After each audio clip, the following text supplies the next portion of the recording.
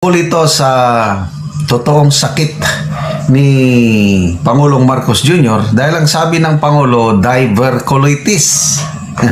Ito ngayon, naglabas si Dinches ng resibo. Screenshot ng text sa kanyang contact sa loob ng Malacanang. So may puting ahas din siya sa loob ng Malacanang. Breaking news mga kaibigan! Nako, may puting ahas din pala. Etong si Mr. Dean Shay sa loob ng palasyo.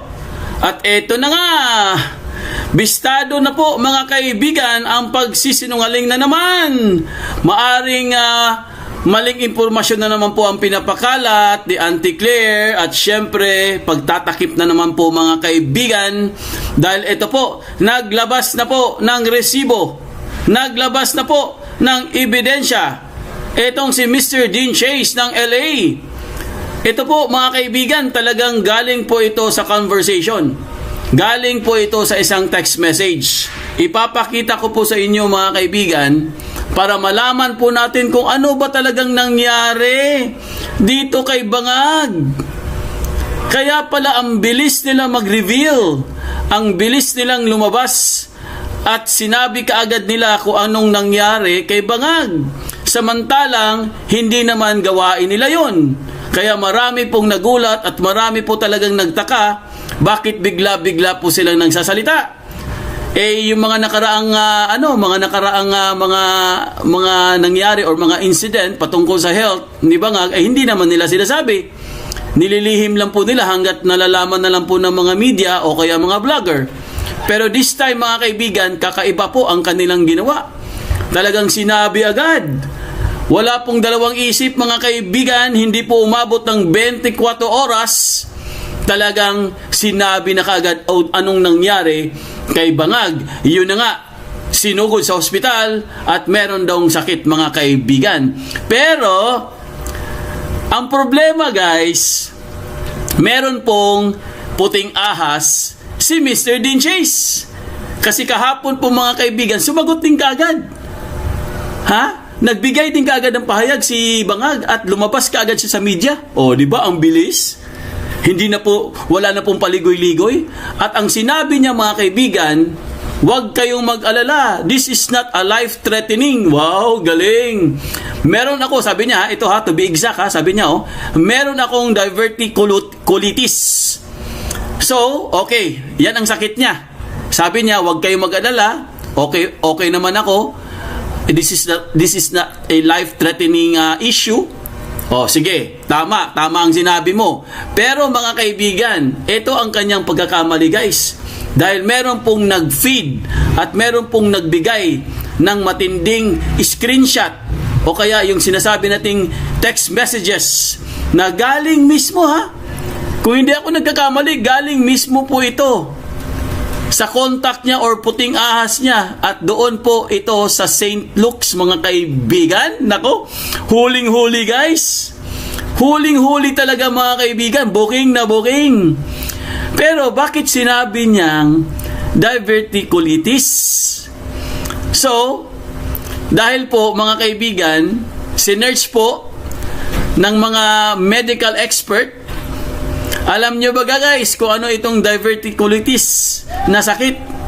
Isa po itong sakit sa lower abdominal. Kasi sinabi nga niya, sinabi niya, this is not a life-threatening condition. Huwag kayong mag-alala. Di ba sinabi niya? Pero, meron pong naglabas ng medical expert mga kaibigan.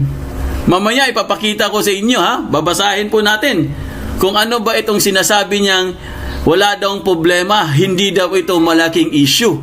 Pero ito lang sasabihin ko sa inyo para makonect po natin bahala na po kayo mag-isip. Ito po ay pagdurugo sa lubot. Nako! Pagdurugo daw sa lubot mga kaibigan. Alam niyo ba yung lubot? Yung mga Tagalog dyan. Yung mga Bisaya dyan, paki-explain po kung ano ang lubot. Pagdurugo sa lubot. Grabe, ano yan? Anong sakit yan? Akala ko ba this is not a life-threatening condition? Bakit nagdudugo ang imong lubot? Naunsa na imong lubot? Naglubot tayo siguro mga buwang. Kasi guys, kaya ko sinabi sa inyo ito, kasi gusto kong i-connect. Ha? Gusto kong i-connect sa previous na mga statement ni Mr. Dean Chase noong mga nakaraang taon. Di ba sinabi ni Mr. Dean Chase, meron siyang pasabog mga kaibigan kay Mr. T. O, kilala siya Mr. T, di ba? Mr. Tubig. O, di ba? Kaya nga nauso yung Mr. Tubig eh. Kasi sabi niya, it's too big. At nagkaroon ng komplikasyon. At yun na nga, nagdurugo. Nagdurugo ang lubot. Pero ngayon mga kaibigan, ewan ko na kung nagkamali ba dito si Auntie Claire o nagkamali ba si Bangag ng sasabihin nila. Kasi ito po ay isang sakit sa abdominal, lower abdominal, parang ganon. Colon. Ulitin ko ha, colon po mga kaibigan ha, colon. Ano ba ibig sabihin ng colon? Ano mo Tagalog sa colon? Bituka. Bituka, tama ba? Bituka? So ibig sabihin, hindi po ito simple or hindi po ito parang walang issue. Delikado po ito mga kaibigan. Delikado pong sakit to guys. Kaya nga nagtataka ako, bakit ayaw nilang sabihin ang totoo? Pwede naman nila sabihin eh. Bakit ang dami pa nilang patutsada, paikot-ikot? Sabi ko nga sa inyo guys, kaya nga minention ko ito, kasi kinonect ko ito doon sa sinabi ni Mr. Dean Chase noong mga nakaraang buwan, no? Last year, na meron nga Mr. Tubig.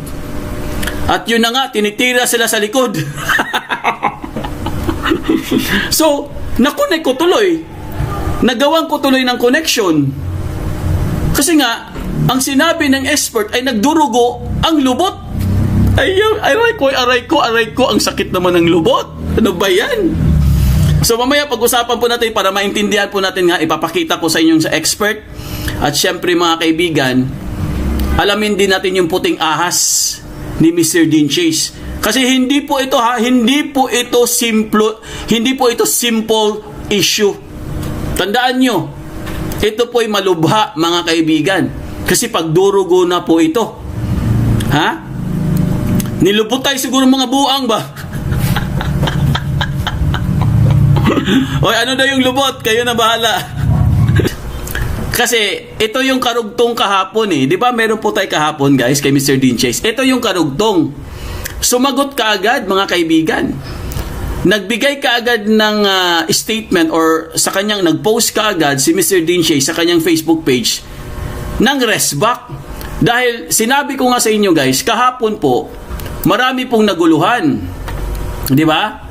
Dahil ito po, ipakita ko lang sa inyo para sure po tayo mga kaibigan. Ito po yung sinasabi ko sa inyo guys, na galing po sa isang expert or medical expert. Kung hindi ako nagkakamali, galing din yata ito sa St. Luke's eh.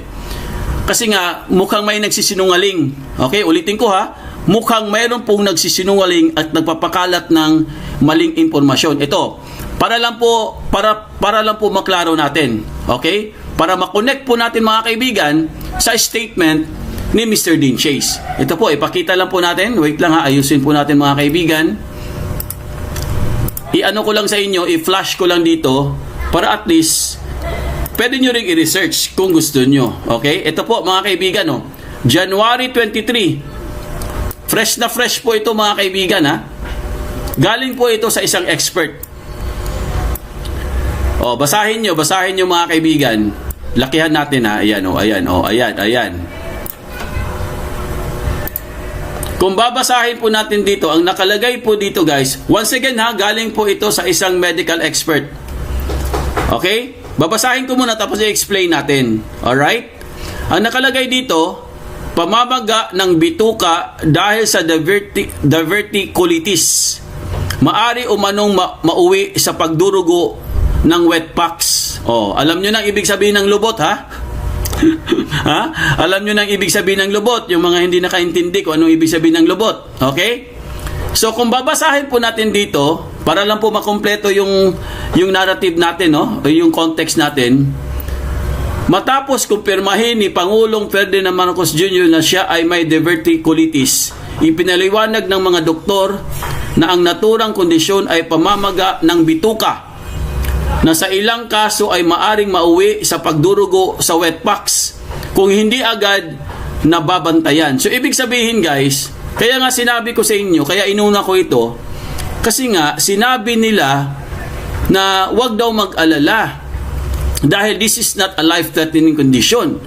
Pero pamamaga na po ito mga kaibigan. Pamamaga. Pwede na po magdurugo ang inyong lubot. Sus Mariosip naman oh. Sabihin nyo na lang kasi ang totoo para yung mga taong bayan ay aware. Baka sabihin nyo na naman na wala namang ganyan. Baka mamaya i-counter na naman nila ito. Galing na po ito sa medical expert. Samantala, kinansila ng Pangulo ang kanyang nakatatdang biyahe sa Ilocos Norte ngayong Biyernes. Ulitin ko ha. Ulitin ko po mga kaibigan ha. Samantala, kinansila ng Pangulo ang kanyang nakatakdang biyahe sa Ilocos Norte ngayong Biyernes, January 23, upang magpahinga at manatiling minomonitor ng kanyang mga doktor. Ayon sa Presidential Communications Office, bahagi sa Presidential Communications Office, bahagi ito ng pag-iingat matapos dumanas ng diverticulitis ang Pangulo noong Miyerkules ng gabi at pagpapalipas ng magdamag sa St. Luke's Medical Center. Ayan po mga kaibigan, di ba? Klaro po yan guys ha. Klaro po yan mga kaibigan yung sinasabi natin at galing po ito sa isang medical expert. So kung itutuloy natin, dalawang aktibidad sana ang dadaluhan ni Pangulong Marcos sa Lawag City. Ang inaugurasyon ng Lawag International Airport Passenger Terminal Building at ang paglulunsad ng PBBM Gabay ng Bayan Program. Subalit hindi na ito itinuloy alinsunod sa payo ng mga doktor. Nauna nang sinabi ni Claire Castro, Palace Press Officer at PCO Undersecretary, na sumailalim lamang sa medical observation ang Pangulo bilang precautionary measure matapos makaranas ng discomfort at na maayos at stable na kanyang kondisyon. Ano ang diverticulitis? Ang diverticulitis ay maaring kapag ang maliliit na supot o diverticula sa dingding ng bituka ay namaga o naimpeksyon. Kapag lumala ang pamamaga, maaring masugatan ang lining ng bituka na posibleng magdulot ng pagdurugo sa wetpacks, matinding pananakit ng tiyan, lagnat o impeksyon. Klaro yun ha? Klaro yun po mga kaibigan kasi mamaya po ipapakita ko sa inyo yung sinabi ng puting ahas. Ulitin ko sa inyo ha. Matinding pananakit ng tiyan, lagnat o impeksyon. Ayon sa mga eksperto, stress, sobrang trabaho, puyat at edad ang ilan sa mga karaniwang trigger ng kondisyon. Giniit ng mga doktor na diverticulitis ay karaniwang manageable at hindi agad delikado sa buhay basta't nasusunod ang pahinga, gamutan at monitoring. Pinapayuhan ng publiko na kumonsulta agad sa doktor kung makaranas ng pananakit ng tiyan, lagnat o pagdurugo sa wetbox. Samantala, tiniyak ng palasyo na ipagpapatuloy ng Pangulo ang kanyang mga tungkulin matapos ang sapat na pahinga kasabay ng patuloy sa pagbibigay ng beripakadong update ng kanyang kalagayan. So mga kaibigan, binasa ko lang yun guys para at least malaman nyo kung ano ba talaga ang nangyari, no? Kasi nga medyo magulo eh. Dahil mukhang pinaikot-ikot na naman po ang mga tao, no? So once again, wala po tayong pakialam kung anong mangyari sa kanya, basta sa atin na po, sana ilabas naman nila ang tamang impormasyon. Kasi syempre mga kaibigan, ang mga tao po deserve po, they have all the rights para malaman talaga kung anong nangyari. Kasi nga, ang dami na kasing incident na mga ganito din ang nangyayari mga kaibigan na hindi naman nila sinasabi agad-agad. Diba? Nagugulat na lang tayo. Pero this time, nakakapagtaka dahil iniba po nila ang kanilang strategy. Bigla kaagad nilang sinabi, lumabas kaagad itong si Palengkera at nagsabi ganyan. At syempre, lumabas na rin po itong si Bangag mga kaibigan at siya na po mismo ang nagpahayag na meron daw siyang diverticulitis. Ngayon, eto na. Eto na po ang tunay na pangyayari mga kaibigan. Galing po ito sa ano ha? Galing po ito sa isang message or text message po. Kausap po ni Mr. Dean Chase. Ipasilip ko lang sa inyo yung text. Okay? Para meron din po kayong idea guys. At syempre, pwede rin kayo magbigay ng reaction dito. Reaction or pwede rin kayo magbigay ng sarili ninyong mga comment.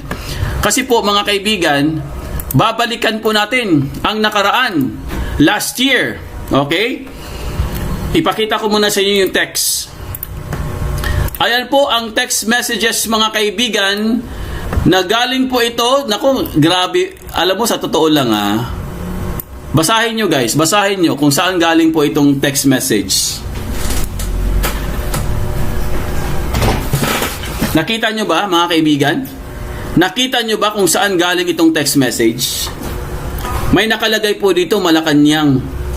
Pero binura lang yung pangalan para syempre para hindi mahalata or hindi makita kung sino to. So, okay ha? Once again po mga kaibigan, no? Iko-connect ko po ito sa nangyari last year. Para lang po sa inyong kaalaman, sa mga iba po nating mga kababayan dyan, mga kamag-anak, mga kaibigan na hindi pa nila alam kung ano yung pasabog ni Mr. Dean Chase last year, ganito yon. Meron kasing isang Mr. T or si Mr. Tubig na nagbigay ng kanyang expose patungkol po dito kay Bangag, no? At hindi lang naman si Bangag, maraming mga politiko na yun na nga, no? Nagpapagamit at tinira sa lubot. So mga kaibigan, kinunat ko lang ito guys kasi nga pagdurugo po ito sa lubot mga kaibigan. So ibig sabihin, vindicated po si Mr. Dean Chase.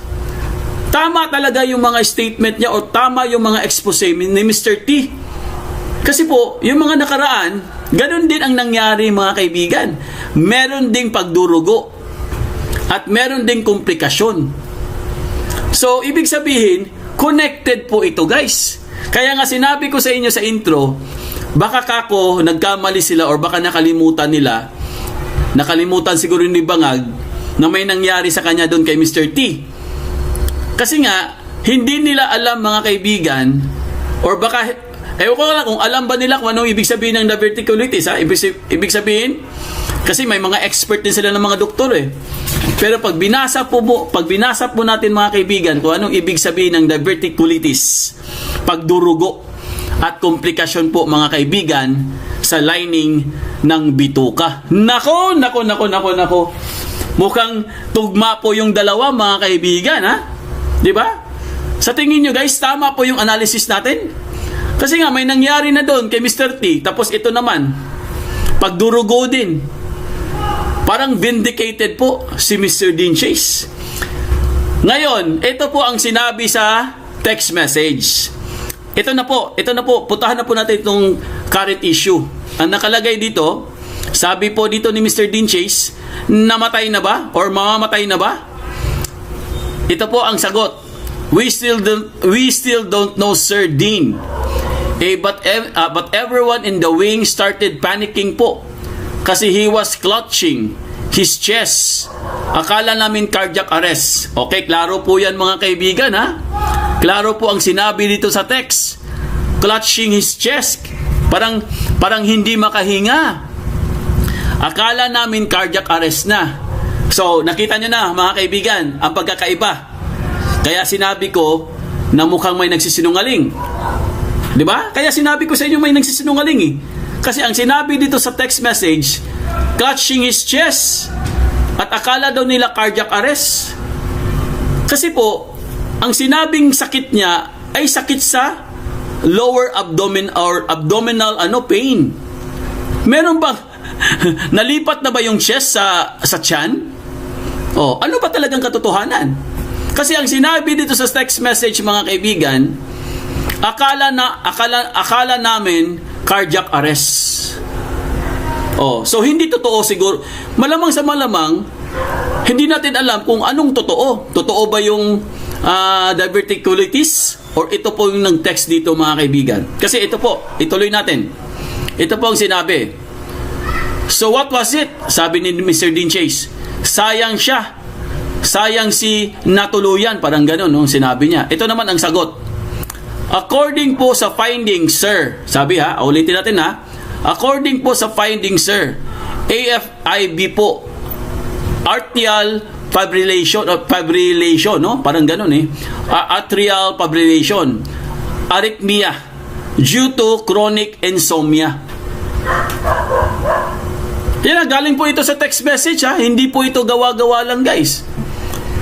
Kausap po mismo ito, na galing po ito sa palasyo ayon po dito sa kay Mr. Dean Chase. Ayan no, according po sa findings, sir, AFIB. Sino bang nurse dito? Or sino bang nasa medical ano dito? Ano ba ang ibig sabihin ng AFIB? I-search nga natin. Ano ba itong AFIB na yan? AFIB meaning.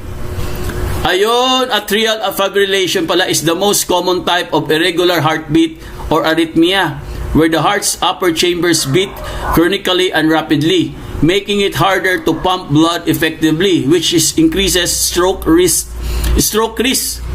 and can lead to heart failure with symptoms like palpitations, fatigue, and shortness of breath.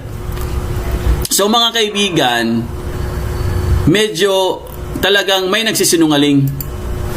Sa totoo lang, mayroon pong hindi nagsasabi ng totoo. Kasi galing na po ito mismo sa Malacanang. Wait lang guys, may check lang po tayo.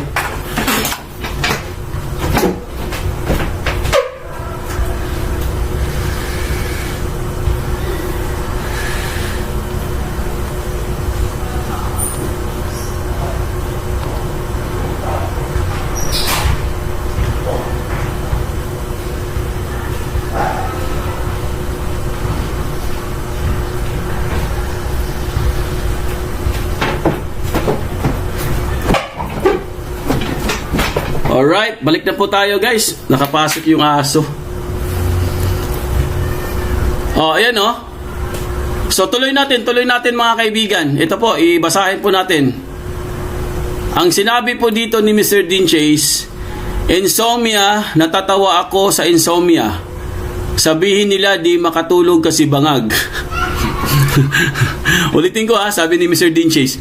Insomnia, natatawa ako sa insomnia. Insomnia ka, parang ganon. Sabihin nila, di makatulog kasi bangag. Thank you for this, keep me posted, sabi ni Mr. Dean Chase. Ito po ang sagot.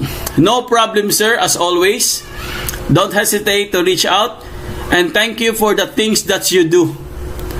So, sino kaya itong kausap ni Mr. Dean Chase? Ha? Mga kaibigan? Sino kaya itong kausap ni Mr. Dean Chase? Na galing po ito mismo mga kaibigan doon sa kataas-taasan. Ayan oh. So ngayon ito po mga kaibigan, ano po ang katotohanan guys? Kasi sumasakit daw ang chest at akala daw nila maka-cardiac arrest. Ha? Pero bakit ang sinasabi dito sa balita mga kaibigan na siya daw ay merong ano ba yun? Meron siyang diverticulitis. Ano ba talaga ang totoo? Diba? Kaya nga sinabi ko sa inyo mga kaibigan, tinatanong ko sa inyo, at bahala na rin po kayo mag-react at mag-comment. Mag-comment po kayo dyan para makita natin. Dahil nga magkaiba po ang findings.